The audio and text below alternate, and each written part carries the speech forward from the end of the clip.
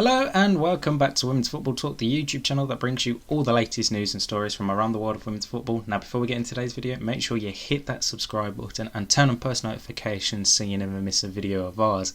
And follow us on Twitter for all the latest news and stories. So, it was a busy weekend. We've had Women's FA Cup action here in England. We've had league fixtures all around Europe. The return of the NWSL as the Challenge Cup started this past week. And this week sees the return of the Champions League in just 24 hours time. But let's start off with the FA Cup, and on Friday night it was a perfect 4-0 victory for Arsenal against Coventry United, with goals from Stina Blackstenius, Beth Mead, Nikita Parris and Vivianne Miedema to help Jonas Eidevall's side progress through to the semi-finals. And then on Sunday, West Ham managed to beat Ipswich Town 1-0 thanks to a goal from Lisa Evans. Manchester City put 4 past Everton and Chelsea put 5 past Birmingham City. The semi-final draw takes place in a few moments' time, 6:30. So make sure you are following our Twitter page for the results of that draw. Right, let's head around Europe to see all the games that have happened this past weekend in the world of women's football, and we'll start off over in France, and it was a 2-0 win for PSG on Friday evening against Soyo Charente, with Sakina Carucci and Aminata Diallo scoring the goals for PSG. Elsewhere in the league, Lyon won 3-0 against Dijon on Friday. And then on Saturday, Paris FC beat Stade Reims 2-1. Montpellier put 6 past Guingamp.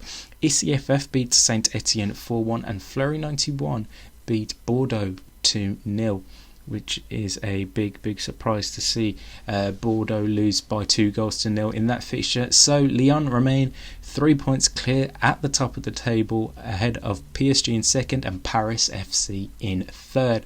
Over in Italy this past weekend, it was as usual a winning weekend for Juventus as they beat Napoli 2-0.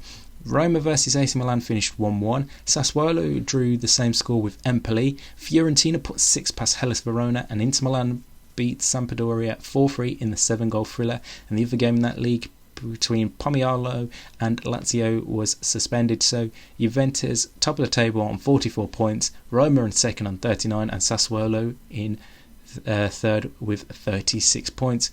Now over to Germany, and Bayern Munich won 4-2 on Friday against Eintracht Frankfurt. Wolfsburg managed to keep up overtake them on Saturday, beating Hoffenheim 3-0 with Lena Lettervine scoring a brace there, so Wolfsburg have a point gap over Bayern Munich, which is going to be very crucial as we come to the closing stages of the season there in Germany.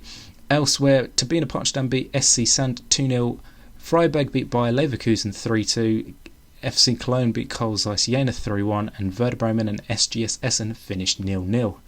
Over in the KNVB Becker, which is the Dutch Women's Cup, the semi-final, Ajax beat Excelsior Barendrecht 1-0 with Chastity Grant scoring the sole goal of that game, and PSV beat Den Haag 2-1, so it is PSV versus Ajax in the final in a few weeks' time, I believe. So that's all to look forward to, and obviously the return of the NWSL. We had the NWSL Challenge Cup, saw Angel City and San Diego Wave play their first games. Obviously it was against each other, a game that finished 1 apiece. Elsewhere, the Chicago Red Stars beat Houston Dash 3-1. Orlando Pride and Washington Spirit played out a 0-0 draw. OL Reign and Portland Thorns drew 1 apiece. Same with Racing Louisville versus Kansas City Current. North Carolina Courage beat Gotham FC 2-0 as well on Saturday. So they are the results so far in the NWSL Challenge Cup, which is obviously their cup version before the league starts in a few months' time. So that is all the games that have happened this weekend, but let's turn our attention now to Champions League action as that returns this week in a matter of hours. 24 hours to be precise from now, we will have the first quarter-final leg as Bayern Munich take on PSG from the Allianz Arena. It's going to be an absolute cracker. I've got to say, if I'm picking a side out of the two, I'm going to go with Bayern Munich just to edge it, not just because they're the home side, but they're on a really good run of form compared to PSG. But both teams are second in their respective leagues, so it's going to be a very, very close fought battle. And then the second one is El Clasico between Real Madrid and Barcelona from Estadio Alfredo Di Santo, and I think it's only going to go one way. Barcelona win this one, as the men did on Sunday evening. I'm expecting a back-to-back win for Barcelona in this El Clasico. And then on Wednesday, Juventus versus Lyon is the early kickoff, 6:45 UK time, so that is 7:15 Central European time. Again, this one, I'm not too sure how to predict this one. I think it's going to be a really close game from the Allianz Arena.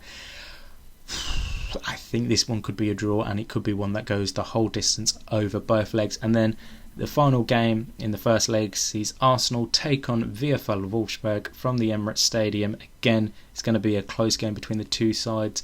The return of Gilles Roord to Arsenal for the first time since leaving last summer. There's going to be a lot of question marks as to what side does Jonas Eidevall pick. Does he start with Blackstenius and Miedema, or does someone else come in from the start? It's going to be very intriguing. Watch all the games are live on the DAZN YouTube channel, which is free to watch, and I will make sure to tweet out about it tomorrow and on Wednesday about the games you can watch.